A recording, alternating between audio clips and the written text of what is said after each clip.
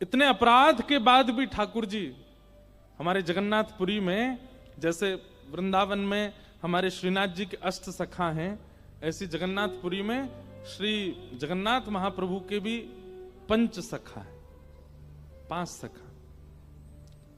और उनके एक सखा हुए श्री बलराम दास जी। उनका कार्य था वो रोज श्री जगन्नाथ महाप्रभु के सामने बैठ करके पद गाते थे, पद सुनाते थे। एक बात तो निश्चित है, ठाकुर जी को गायन बहुत प्रिय है। और ये बात मैं हर कथा में कहता हूं कि अगर आपको कोई वाद्य बजाना आता है, अगर आपको गाना आता है, अगर आपको कोई कला आती है जिससे संसार रीझता है, उस कला का अगर आपने प्रयोग ठाकुर जी के सन्मुख कर दिया, किसी लोक रंजन के लिए नहीं, किसी व्यक्ति विशेष को रिझाने के लिए नहीं, उस कला का प्रयोग अगर ठाकुर जी को रिझाने के लिए कर दिया, तो एक नाम जापक से पहले ठाकुर जी आपको मिल जाएंगे, एक तपस्वी से पहले आपको मिल जाएंगे। लेकिन क्षमा प्रार्थी कान पकड़ के, अगर किसी को कोई कला नहीं आती है, वैसे एक बात और कह दें, संसार में एक व्यक्ति भी ऐसा नहीं जिसको कोई कला ना आती हो। वो ढूंढ ना पा रहा, वो बात अलग है, हर किसी को एक कला आती है।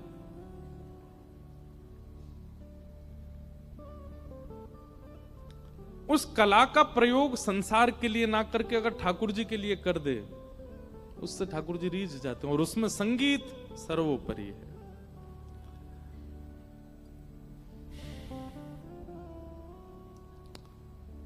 आपका गायन ठाकुर जी के लिए हो।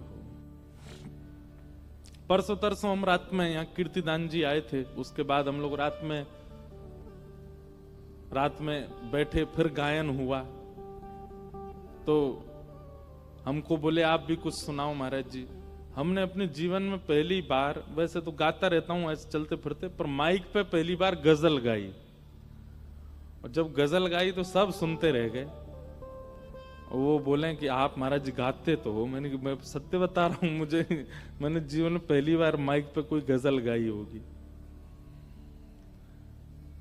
लेकिन मन में आया कि इतना क्यों भाया सबको वो स्वर, क्योंकि आज तक वो स्वर अमनिया था, उससे केवल ठाकुर जी भोग लगा रहे थे। और वही स्वर जब जगत के प्रसाद के लिए प्रस्तुत किया गया तो सबको भाने लगा, सबको अच्छा लगने लगा। ऐसे हम कभी फिल्मी गीत भी गुनगुनाते हैं ना, तो बढ़िया लगता है खूब सुनने वालों को। क्यों? क्योंकि ये वाणी अमनिया है, ये संसार के प्रयोग में जाती कम है, ये ठाकुर जी की भोग में ही रहती है। कभी कभी जब संसार के भाव में जाती है तो फिर उसका स्वाद अलग ही लगता है। हम खुद ही पढ़ाई कर रहे हैं, पर ये एक बात बता रहे हैं आपको कि गुण का प्रयोग यदि ठाकुर जी की सेवा में ही अधिक होता है ना, तो वो गुण भोग की भांति प्रस्तुत होता है, फिर वो जिसके सामने जाएगा उसका कल्याण ही करेगा। तो श्री बलराम दास जी ठाकुर जी के सामने संगीत की सेवा करते थे, जगन्नाथ महाप्रभु को रिझाते थे।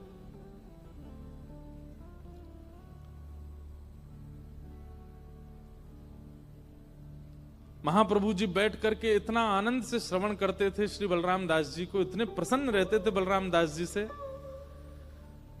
लेकिन ठाकुर जी जिससे बहुत प्रसन्न हो जाते हैं ना, फिर उसके कुछ समय बाद परीक्षा लेना प्रारंभ करते हैं कि ये वास्तविक है कि नहीं। और बलराम दास जी की एक परीक्षा हुई। क्या?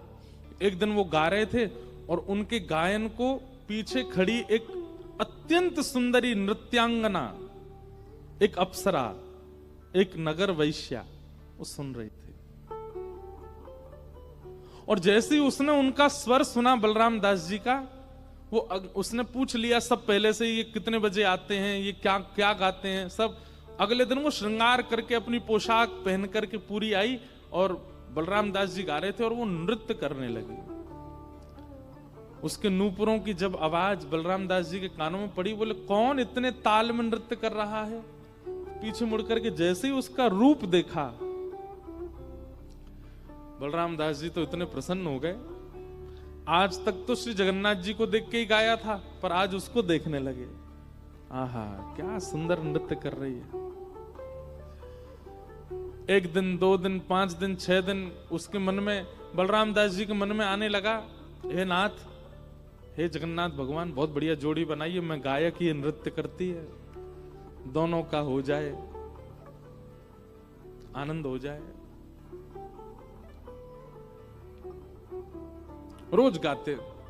लेकिन बलराम दास जी की गायकी में अब एक विघ्न आ गया कि पहले वो महाप्रभु जी को रिझाने के लिए गाते थे, पर अब वो किस लिए गाते हैं? ये रीझे, वो नाचती नाचती वाह वाह कर जाए उसके लिए गाने लग गए। और स्थान कौन सा चुना? जगन्नाथ भगवान का मंदिर। महाप्रभु जी बोले, भैया अब इसके स्वर में हमको बिल्कुल स्वाद नहीं आता। भाई तुम्हारा संबंध है, तुम किसी के संग भी रहो, पर अब तुम गायन ही उसी के लिए करते हो, तो हमारे सामने बैठने का नाटक क्यों करते हो?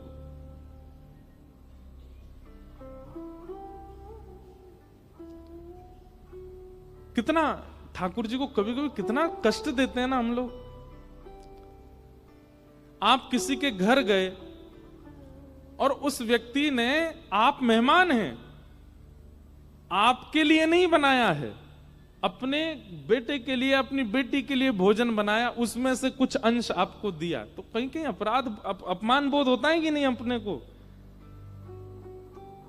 मानिए चाय बनी, आप मेहमान हैं और चाय लेकर के आई, अपने पति को दी, ठीक है, लेकिन तुरंत आपको खाली गिलास दिया, और खाली गिलास देकर के पति के प्याले में से थोड़ी सी आपके में कर दी, बोले लो पी लो, हाँ ले तुम पियो। कितना अपमान लगेगा भाई कि हम मेहमान हैं, हमको उसके गिलास में, अरे ऐसा क्या हो गया भाई? मेहमान को पहले प्रस्तुत किया जाता है, जिसके लिए सामग्री अर्पित की जाती है। ठाकुर जी को हम कितना कष्ट देते हैं। हम 56 भोग पधराते हैं ठाकुर जी के आगे, पर 56 भोग में सामग्री वो होती हैं जो चाचा जी को प्रिय है, जो पत्नी को प्रिय है, जो बेटी को प्रिय है, जो बेटा को प्रिय है। ठाकुर जी को बर्गर, पास्ता, पिज्जा भी लगा दिया है भोग में, और हम दूर खड़े, जब आरती हो रही है तो बच्चों के मुंह में पानी आ रहा, कब ये उठे हम खावे। ठाकुर जी कह रहे मेरे को तो केवल बहाना मात्र बना लिया है कि इनके सामने धरना है, बनाया तो उसके लिए। कितना कष्ट देते हैं हम ठाकुर जी को।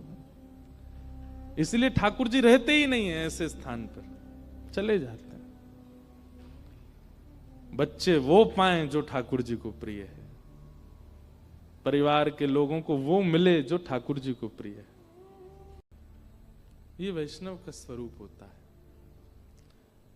जहां स्वेच्छा प्रकट होती है। और एक बात आपको बोल दें हम, भक्ति मार्ग में आने से पहले स्वेच्छा में आप हो तो कोई अपराध नहीं है, लेकिन आप ठाकुर जी की प्रेम लक्षणा भक्ति में आ गए, उसके बाद अगर आपकी स्वेच्छाएं बहुत प्रकट होती हैं तो वो अपराध है।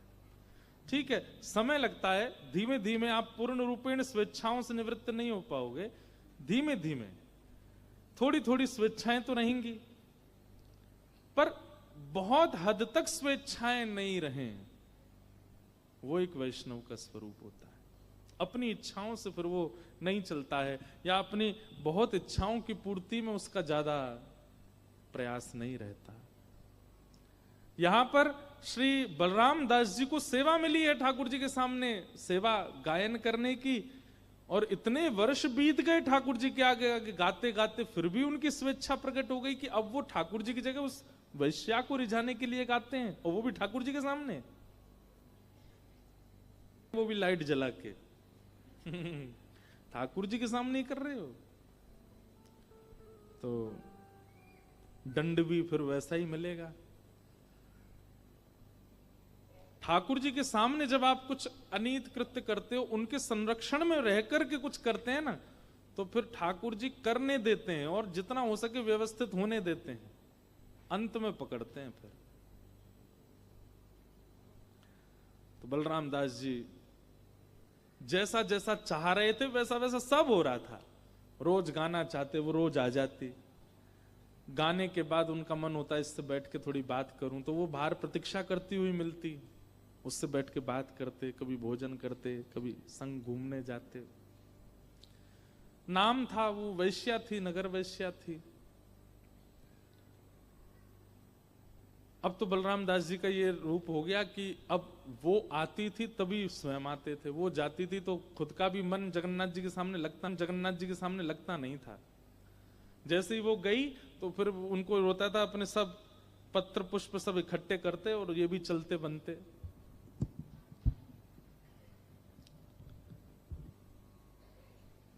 रथ यात्रा का समय धीरे धीरे पूरे जगन्नाथपुरी में हल्ला हो गया कि भाई बलराम दास जी तो अपनी स्थिति से अब बिगड़ चुके हैं।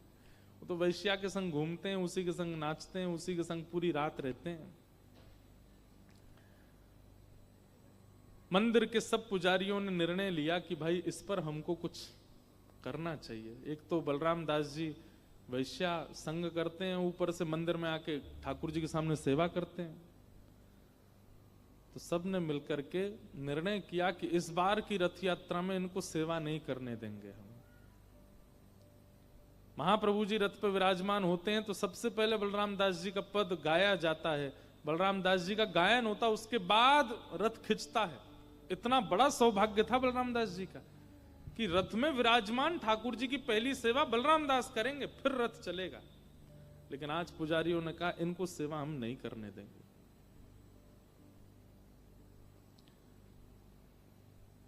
रात भर वैश्या का आस्वादन, उसके रूप का, स्वरूप का, उसी के संग रहते।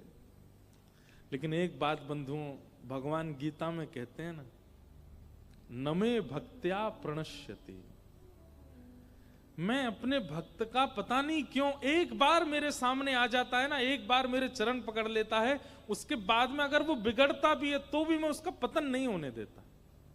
नमे भक्त्या प्रणश्यति। आप एक बार ठाकुर जी के सन्मुख हो चुके हैं, हम एक बात आपको दावे से मंच से कह रहे हैं, आप एक बार ठाकुर जी के सन्मुख हो चुके हो और उसके बाद यदि आपसे कोई अपराध बन जाता है और एक दिन आने पर आपको अपराध बोध होने लगता है कि मैंने ये अपराध किया, मैंने वैष्णव अपराध किया, या मैंने सेवा में अपराध किया, मैंने एकादशी अपराध किया, या मैंने ठाकुर जी के सन्मुख किसी के साथ छल किया, कपट किया, और आप ठाकुर जी के सामने उसको स्वीकार कर लेते हैं ना कि नाथ मुझसे ये अपराध हो गया, अब नहीं करूंगा। आप अब नहीं करूंगा बोलते हैं, आधे में ही ठाकुर जी क्षमा कर देते हैं। तू स्वीकार कर रहा है ना, बस। व्यक्ति अपने अपराध का स्वीकारीकरण ठाकुर जी के सामने करे या जिससे अपराध किया उसके सामने करे, ठाकुर जी को उसी में ही प्रसन्नता हो जाती है। ये सबसे बड़ा प्रायश्चित बताते हैं ठाकुर जी। पर प्रायश्चित कुछ ही पापों का होता है, कई पापों का प्रायश्चित नहीं होता, उसका तो फिर दंड ही मिलता है। कई पाप ऐसे हैं, किसी के बालक के साथ में दुर्व्यवहार करना, किसी स्त्री के साथ दुर्व्यवहार करना, कुकर्म करना, उन सब का तो फिर दंड ही मिलेगा। उसके लिए आप कहो सॉरी गलती हो गई, नहीं चलेगा काम। पर कई अपराध ऐसे हैं जहां पर आपने थोड़ा छल किया है, किसी का धन लिया है, किसी के साथ किसी के बारे में कुछ गलत अफवाह फैलाई है, किसी का हृदय दुखाया है, ऐसे कुछ जो अपराध क्षमा युक्त हैं, उनमें या तो ठाकुर जी के आगे या उस व्यक्ति से अब आप अपने अपराध को मान करके क्षमा मांग लेते हैं तो ठाकुर जी आपको क्षमा कर देते हैं। उसी समय वो चैप्टर क्लोज कर देते हैं ठाकुर जी, बस अब ये दोबारा खुले ना, ये जिम्मेवारी आपकी, वो दोबारा हो ना मुझसे। आज हम कहां घूम आए। महाप्रभु जगन्नाथ जी आज जैसे ही रथ पर बैठे, हल्ला होने लगा, अरे बलराम दास को बुलाइए, उसके पद के बाद ही रथ यात्रा होती है। पुजारियों ने कहा नहीं, आज बलराम दास पद सेवा नहीं करेगा और आज के बाद कभी नहीं करेगा। सुबह सुबह जय घोष और डुमडुमियां बज रही थीं। यहां बलराम दास जी का मन हुआ, अरे आज तो रथ यात्रा का दिन है, आज तो महाप्रभु जगन्नाथ रथ में विराजेंगे, मेरी पद सेवा होती है, उसके बाद ही रथ चलता है, और मैं यहां काम आतुर होकर के विषय भोगों में पड़ा हूं। मैं यहां एक स्त्री के चक्कर में पूरी रात पूरा दिन यहीं बैठा रहता हूं, काम में लोलुप्त होकर के ठाकुर जी की सेवा छोड़ रहा हूं।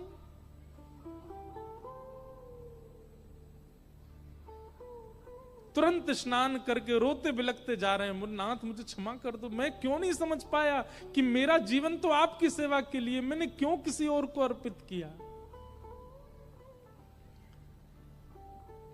जैसे ही पहुंचे जगन्नाथ महाप्रभु के रथ के सामने, पुजारियों ने कहा धक्का दो, इसको दूर करो, ये दर्शन का भी अधिकारी नहीं है, वैश्यागमन करता है।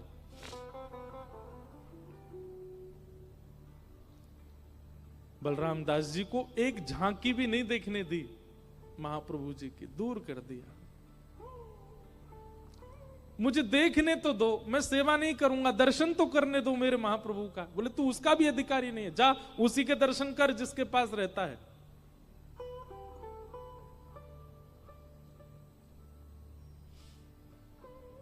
बलराम दास जी रोने लगे, मैं अपराधी हूं नाथ, जन्म से लेके आज तक एक भी रथ यात्रा ऐसी नहीं गई जिसमें आपका दर्शन नहीं हुआ, लेकिन आज अपने ही कुकर्मों के कारण आपका दर्शन नहीं कर पा रहा हूं, और ये मेरा दंड है कि मैं इस बार आपका दर्शन नहीं, मैं स्वीकार करता हूं इस दंड को। और बलराम दास जी चले गए वहां से, समुद्र के तट पर जाकर के रोने लगे, और बार बार मानो समुद्र सागर से कह रहे हैं कि एक ऐसी लहर लाइए, मुझे ले जाइए, मैं जीवित नहीं रहना चाहता। लेकिन क्या करें, तभी मन में आया अपनी सेवा तो मैं कहीं से भी अर्पित कर सकता हूं, जरूरी क्या रथ के आगे बैठूं। तभी एक बालू का, समुद्र की बालू का रथ बनाया, और उस बालूका के रथ में 2 गोल गोल लड्डू एक के ऊपर एक धर दिए, जगन्नाथ जी बन गए रथ के अंदर विराजमान करके, और 2 ऐसे गोल गोल नेत्र पधरा दिए और बैठ गए सामने हाथ जोड़ करके। बलराम दास जी अपनी नित्य की, हर साल की जो उनकी सेवा है वही करने लगे। जैसे ही सेवा प्रारंभ की बलराम दास जी ने गायन करने की, महाप्रभु जगन्नाथ जी का रथ चल पड़ा था, फिर वही हुआ, रुक गए जगन्नाथ जी। लोग खींच खींच करके हार गए, लेकिन महाप्रभु जी का रथ बढ़ा नहीं आगे। सबने दंडवत किया, बोले जय जय, आज क्या हुआ, आज आपका रथ क्यों रुक गया है? अरे हमारे यात्रा का नियम है कि जब तक बलराम दास संगीत सेवा कर नहीं देता तब तक हमारा रथ आगे नहीं बढ़ता। अरे प्रभु, आज तो उसको हमने सेवा से हटा दिया, वो वैश्यागमन करता है, उसका आचरण अच्छा नहीं है, निकाल दिया हमने, आज बलराम दास सेवा नहीं करेगा, आज आपकी रथ यात्रा ऐसे ही होगी। ठाकुर जी बोले पर सेवा तो मेरी हो रही है, बलराम दास तो पद गा रहा है और मैं सुन रहा हूं। बोले कहां गा रहा है, यहां तो कोई बलराम। बोले यहां नहीं गा रहा है, उसने मेरा एक और रथ बनाया है और उस रथ को भी नंदी घोष रथ की तरह तैयार किया है, उसमें मेरा स्वरूप विराजमान किया है। भगवान के रथ का नाम है नंदी घोष, और उस रथ में मैं बैठा हूं और बलराम दास गा रहा है। अरे आज मैं यहां इस रथ में नहीं हूं, मेरा रथ तो वहां समुद्र के किनारे बलराम दास जी ने बनाया, वो मेरा रथ है, और आज मेरी यात्रा वहीं हो रही है, आज इस रथ में मेरी यात्रा नहीं है। पंडित जन सब कहने लगे, बोले नाथ यहां लाखों लोग आपके दर्शन को बैठे हैं, आप ऐसा क्यों कर रहे हैं? बोले भैया, यदि चाहते हो कि ये रथ यात्रा आगे बढ़े तो जाओ और बलराम दास को लेकर के आओ, और उससे कहो जो बालूका के उसने जगन्नाथ बनाए हैं ना, मेरा अंश उन्हीं में बैठा है, उनको लेके आवे, और उनको ला करके जब इस रथ पर विराजमान करेगा और यहां बैठ के जब वो मेरी सेवा करेगा तभी ये रथ आगे बढ़ेगा, नहीं तो नहीं बढ़ेगा। पुजारी जी बोले जय हो भगवान, जिसको पूरा विश्व दुत्कार देता है उसको आप स्वीकार करते हो। भगवान कहते हैं नमे भक्त्या प्रणश्यति, वो मेरा भक्त है, उससे गलती हो गई लेकिन वो गलती स्वीकार करता है, मेरा स्वभाव है उसको क्षमा करना है। वो बलराम दास जी आए, आकर के फिर उन्होंने सेवा की, और उस सेवा से प्रसन्न होकर फिर महाप्रभु जगन्नाथ जी का रथ आगे बढ़ा। कहने का इस भाव को सुनाने का क्या अभिप्राय है कि श्री ठाकुर जी अगर हमसे कोई अपराध बन जाता है, हमसे कोई दोष बन जाता है, तो ठाकुर जी के सन्मुख उसको स्वीकार करो और वचनबद्ध होकर स्वीकार करो कि पुनश्च इसकी आवृत्ति नहीं होगी नाथ, ये मुझसे दोबारा नहीं होगा। ऐसी भावना से जब आप ठाकुर जी के आगे स्वीकारीकरण करते हैं अपने अपराध का, तब ठाकुर जी क्षमा करते हैं।